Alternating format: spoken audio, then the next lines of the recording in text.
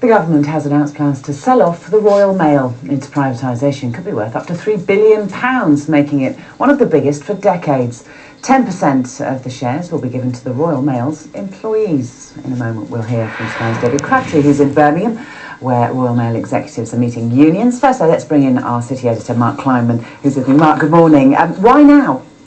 Well, Royal Mail and the government have argued for many years that bringing in private money into the ownership of Royal Mail is essential if the company is going to be able to continue to modernise and compete in the modern world. Now, the issue with that the unions have is they say that Royal Mail has been modernising, shedding thousands of jobs in recent years while it's been under government ownership, and that there's no magic bullet in terms of the introduction of private capital, meaning that the company is going to function more efficiently. Now, this argument is coming to a head because the union is balloting its members on industrial action, which would, if members approve that, would represent the first national postal strike for 4 years.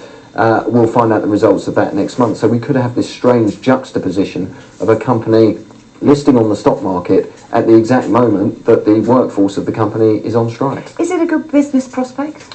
Well, it's certainly, it's called letters business. It's been in decline for many years as people use the internet more, but actually its parcels delivery arm has been profiting as people order more things on the internet. So it has mixed business prospects. The company's profitability has turned around under its current chief executive, partly because Royal Mail has been able to hive off its historic pension liabilities, but also by shedding those tens of thousands of jobs. Investors who read today's announcement might be mollified by the fact that the government is promising and the company is promising to pay a very healthy dividend going forward, and there will also be the sweetener you mentioned for Royal Mail staff of roughly £2,000 each in free shares. OK, Mark, thank you very much. Well, earlier the Business Minister, Michael Fallon, told Sky News he believes the flotation will save jobs. It's lost 50,000 jobs over the last 10 years as ministers have dithered about its future. The best way of securing jobs in Royal Mail is to allow it to develop as any other British business, to allow it to access private capital, to invest in its own future, to modernise, to deal with the parcels that we're all ordering online, and at the same time to be absolutely sure of the 6-day-a-week service. We make it a profitable company. Well, as I mentioned, Royal Mail executives are meeting union representatives in Birmingham to discuss the implications of the move. Sky's David Crabtree is there. David, good morning. What are the implications? What are the concerns there?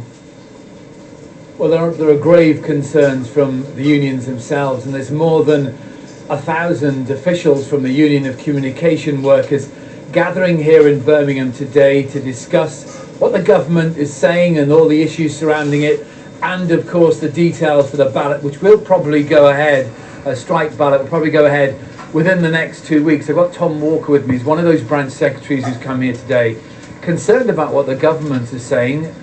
What is your view?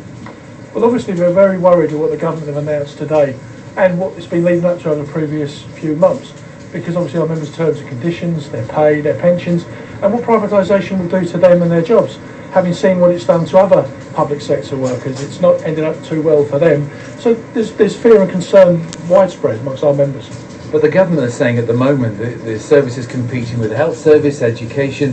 It needs private money to drive it forward. Over the last 10 years, we've modernised and become the most efficient postal service in Europe. We've brought about the change that they talk about that's needed. We've done that, turning a once not profitable company into a profitable company, making money for the state, and making over £400 million profit this year with a turnover of over £9 billion. We can invest, like Railtrack have done, and get the capital off government books, so we wouldn't be competing with schools or hospitals. So that's a red herring. Do you really think that strike action will have a desired effect these days? Well, strike action is always a last resort, but when there's nothing left to do, what else can our members do but express their concerns by taking or balloting for industrial action to try and send a message to the government and the employer, you know, that they find the terms of this privatisation and the effects of it. The effects are the main thing, what it will do for their terms and conditions, pays and pensions. You know, at the moment, insurances given aren't good enough, and obviously we need to strive as union representatives to try and get the best deal we can for our members, but also reminding the public that the universal service that Royal Mail provides uniquely, because none of our competitors provide that, you know, is something worth defending. And we believe we've privatised, you know, 5 years from now, people will be looking back and thinking, what were we thinking? Why did we let that happen? Okay, Tom Walker, thank you very much indeed. Well, the all-important meeting here in Birmingham begins at 11 o'clock, but I think the decision's already been made that there will be a ballot for strike action.